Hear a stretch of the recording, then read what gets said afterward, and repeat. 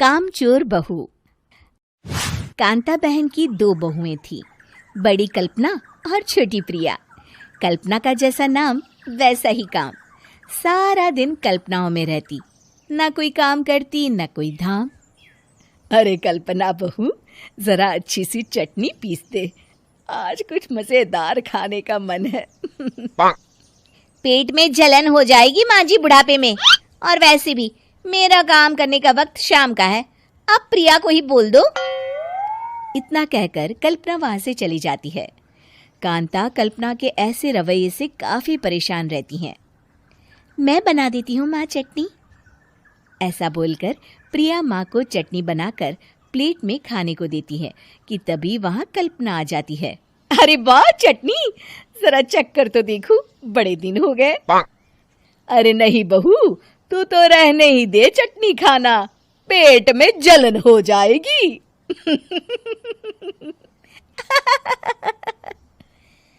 इतना कहकर कांता और प्रिया दोनों हंसने लगते हैं। कल्पना सारा दिन या तो मोबाइल में यूट्यूब देखती या फिर सोती रहती। उसका कमरा भी बिखरा और गंदा रहता। एक दिन कल्पना का पति अशोक उससे कहता है, अरे कल्पना, जानवर भी उस जगह को साफ कर लेता है जहां वो बैठता है, तुम तो इंसान हो, कैसे इतने गंदे कमरे में रह लेती हो? देखो सारा सामान यहाँ वहां बिखरा पड़ा है। ज्यादा अपनी माँ का बोल ना बोलो। हाँ, कमरा तुम्हारा भी तो है, गंदा लग रहा है तो साफ कर लो। पता नहीं तुम्हारे साथ मैं कैसे जिंदगी बिताऊंगा। इतना कहकर अशोक वहां से चला जाता है। कल्पना बस खाना खाने कमरे से बाहर आती और फिर से कमरे में चली जाती। इससे कांता बहन काफी परेशान रहती। एक दिन प्रिया कांता से कहती है, माँ, मैं सारा दिन काम करके थक जाती हूँ, आप कल्पना दीदी से कहिए ना कि सुबह और शाम का काम बांट ले। मैं तो अब सिर्फ एक वक्त का ही काम करूँगी। हाँ। अरे तू वो भी ना करना, एक बहू तो कामचोर थी ही, दूसरी भी आ गई काम ना करने के बहाने लेकर।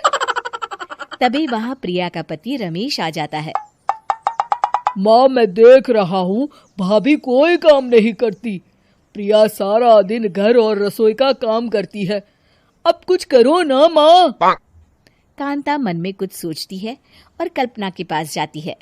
कल्पना फोन पर मेकअप करना देख रही होती है। कल्पना, तुम सारा दिन बस मोबाइल देखती हो, घर का कोई काम भी कर लिया करो। प्रिया सारा दिन काम करके थक जाती है। आज से मैंने फैसला किया है, एक वक्त का काम तुम करोगी, सुबह का खाना तुम बनाओगी और रात का प्रिया। आप लोगों ने काम को हव्वा बना रखा है। अरे पता नहीं थोड़ा सा ज्यादा काम करने में आप लोग घबरा क्यों जाते हैं। और हाँ, बहुत ज्यादा प्रिया की तारीफ मत करिए मेरे सामने, बड़ी बहू तो मैं ही रहूंगी।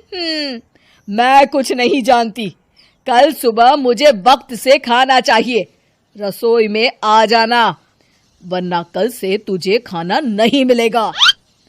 अगली सुबह कल्पना रसोई में नहीं आती है।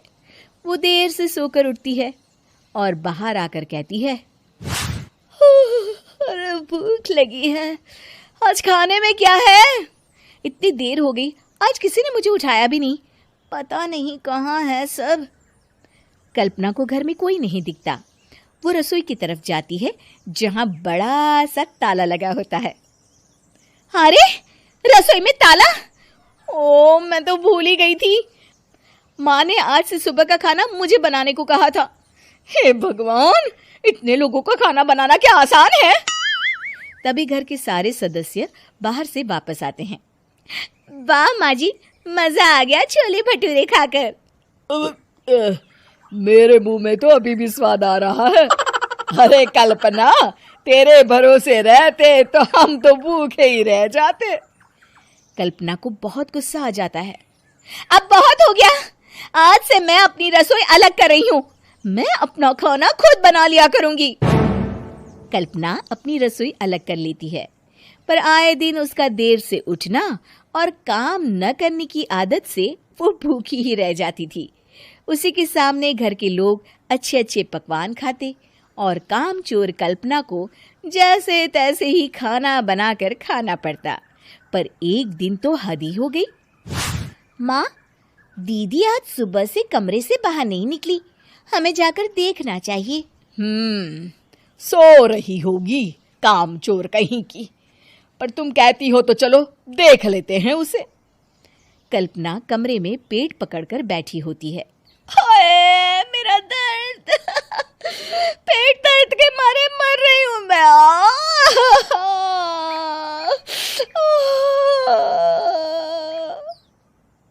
अरे दीदी, क्या हुआ? पेट में दर्द क्यों हो रहा है? डॉक्टर को दिखाया आपने? माँ। कल्पना खड़ी होती है और माँ जी के पास आती है। मुझे माफ कर दीजिए, अब से मैं सारे काम में मदद करूंगी, कभी आलस और काम चोरी नहीं करूंगी। हाँ, वो तो ठीक है, लेकिन अचानक क्या हो गया जो तू काम करने को तैयार हो गई? कामचोर कल्पना। माँ, लगातार बासी और उल्टा पुल्टा खाना खाने के कारण मेरे पेट में इन्फेक्शन हो गया है। काम न करना पड़े इसलिए मैं 2 दिन का खाना एक दिन ही बना लेती थी। बासी और खराब खाना खाने के कारण लेने के देने पड़ गए। पेट में दर्द हो रहा है। चलो अच्छा हुआ, देर आए दुरुस्त आए। कहानी नीरू की है। पंजाब की नीरू की शादी दिल्ली के राहुल से होती है। दिल्ली कितना बड़ा शहर है ना, लेकिन आप लोगों का घर तो बहुत छोटा है। हमारे पंजाब में तो ये बड़े बड़े घर होते हैं कि मजा ही आ जाता है। कोई बात नहीं नीरू, मैं भी तुम्हारे लिए बहुत बड़ा मकान बनाऊंगा बहुत जल्दी। नीरू के पिता जहां पंजाब के जाने माने व्यापारी थे, वहीं उसका पति राहुल दिल्ली में एक सिंपल नौकरी करता था। माँ, यहाँ तो घी मक्खन इतना महंगा है कि क्या बताऊं, मैं तो तरस ही जाती हूँ घी खाने के लिए। नीरू की माँ को ये सुनकर बहुत दुख होता है। मेरी बेटी को घी नसीब नहीं हो रहा है और ये बहू यहाँ बैठकर घी में शक्कर डाल रही है। देख वनिता, मैं साफ कह रही हूँ, इस घर में जितना घी आएगा उतना ही मेरी बेटी के घर दिल्ली भी जाएगा। अरे ये क्या बात होती है माँ जी? बेटी का उतना ही करो जो अच्छा लगे। अब क्या मायके से घी और मक्खन तक की सप्लाई करोगी आप? हाँ, मेरी बेटी किसी चीज को तरसे मुझसे बर्दाश्त नहीं होता। अब क्या था, नीरू के मायके में 2 किलो घी आता तो 2 किलो दिल्ली जाता नीरू के पास। एक दिन, माँ, बड़ी गर्मी पड़ती है दिल्ली में। इस घर में तो एक ही एसी है और वो भी ड्राइंग रूम में। सारा परिवार एक ही कमरे में सोता है। हाँ बेटा, वो तो हर घर की कहानी है, यहाँ भी एक ही एसी है। अरे बिल इतना आता है कि क्या बोलूं। तभी वहां राकेश आ जाता है। माँ, थोड़ी देर में यहाँ कुछ प्लम्बर आएंगे मेरे कमरे में एसी लगाने, जरा ध्यान से लगवा देना ना माँ। ओए, ऐसे कैसे तेरे कमरे में एसी लगेगा? हाँ राकेश, एक बार बात तो कर लेता। अरे पापा, वो वनिता को गर्मी में नींद नहीं आती, ड्राइंग रूम में सबके साथ सोने में वो अनकंफर्टेबल है, इसलिए। अरे पूरे परिवार के साथ वहां तेरी बहन नीरू भी तो सोती है, वो नहीं हो रही क्या अनकंफर्टेबल? समझ रहा है ना? अगर एसी लगेगा तो एक दिल्ली में तेरी बहन के कमरे में भी लगेगा, तभी तू लगा सकेगा। राकेश वनिता को सारी बात बताता है। वनिता करती भी क्या, मन मार कर बैठ जाती है। माँ, ये लोग ठीक नहीं है, क्या करूं मैं? अरे बेटी, यहाँ आ जा, तू यहाँ आकर रह ले। अरे छोड़ दे ऐसे पति को। कैसे छोड़ दूं माँ? समाज क्या कहेगा, लोग क्या कहेंगे? वैसे भी मेरा एक बेटा है मयंक। अरे हटा बेटा, तेरी उम्र ही क्या है, इतनी परेशान रहेगी तो काम कैसे चलेगा। खैर, बात आई गई हो जाती है। माँ को लगता है कि नीरू ठीक है, तो वहीं नीरू के मन में एक ही लाइन चल रही होती है, यहाँ आजा। माँ ने तो बोल ही दिया है कि यहाँ आजा, बस मयंक थोड़ा सा बड़ा हो जाए, इन गरीबों को छोड़कर मैं वापस माँ के पास ही चली जाऊंगी। वो इसी सोच में बाजार में चल रही थी कि मैम, आपका दुपट्टा जमीन को छू रहा है। नीरू जैसे ही उस लड़के की तरफ देखती है, देखती ही रह जाती है। हाय रे, कितना सुंदर लड़का है ये। अब क्या हुआ? मैंने कहा आपका दुपट्टा। तो खुद ही उठाकर दे दो ना। लड़का समझ जाता है कि नीरू उस पर फिदा हो चुकी है। वो उससे उसका नंबर लेकर चला जाता है। अब क्या था, नीरू और रोहित में लगातार बातें होने लगती है। मैं हरियाणा का रहने वाला हूँ, यहाँ एक बड़ी कंपनी का मैनेजर हूँ। अच्छा, और कितने बच्चे हैं तुम्हारे? बच्चे? अरे मेरी तो शादी भी नहीं हुई है। तुम बताओ, शादी करोगी? नीरू शर्मा जाती है। अब लेकिन मैं तो पहले से ही शादीशुदा हूँ। मुझे फर्क नहीं पड़ता, बस तुम शादी कर लो, भाग चलते हैं।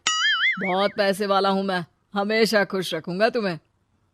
नीरू रोहित से मिलकर सारा प्लान बना लेती है और फिर एक दिन घर से भाग जाती है। दोनों शादी कर लेते हैं। शादी के बाद क्या बात है नीरू, तुम्हें परेशान सा देखता हूँ, सब ठीक तो है ना? हाँ हाँ, सब ठीक है।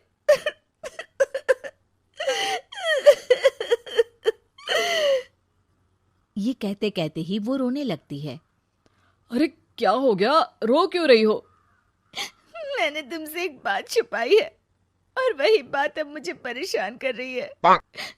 रोहित, मेरा एक बेटा भी है, उसका नाम मयंक है। क्या बात कर रही हो, ये तुमने मुझे पहले क्यों नहीं बताया? देखो नीरू, मेरी माँ को मैंने ये नहीं बताया है कि तुम शादीशुदा हो। बच्चा मैं मैनेज नहीं कर पाऊंगा।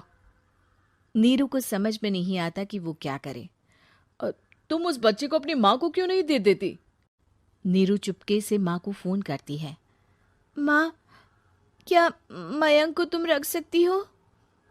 बेटा, मैं राकेश के साथ बात करती हूँ, आखिर घर का बेटा वही है, जो वो बोलेगा। वैसे भी बेटा, तूने जो किया है ना, उसके बाद से पूरा घर तेरी बुराई कर रहा है। मैं भी अब किसी से तेरे लिए लड़ नहीं सकती। राकेश बेटा, नीरू ने तो जो किया बहुत ही बुरा किया, लेकिन मैं सोच रही थी कि क्यों ना मयंक को हम यहाँ ले आए। तभी वनीता बोल पड़ती है। वाह जी, ऐसे कैसे यहाँ ले आए? यहाँ क्या भंडारा भरा है? और जिस बच्चे की माँ ने नहीं सोचा, उसके लिए हम क्यों सोचे? नीरू को एक बार तो अपने बच्चे के बारे में सोचना चाहिए था ना। अरे लेकिन तेरे पास भी तो लड़का नहीं है ना वनीता। माँ, वनीता ठीक बोल रही है।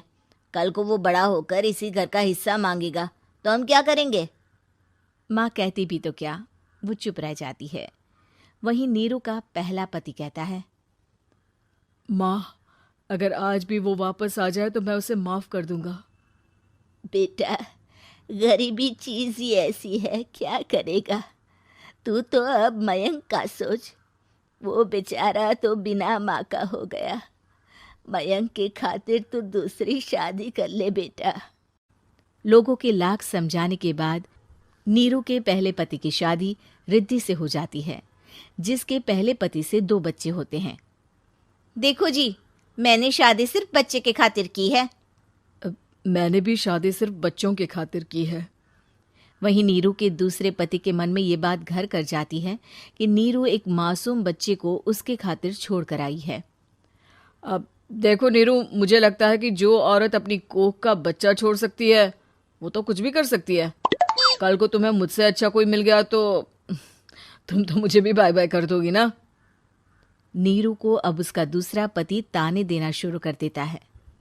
तंग आकर नीरू उसके यहाँ से भागकर अपने पहले पति के पास चली जाती है, लेकिन ससुराल में क्या लेने आई है नीरू, मयंक को?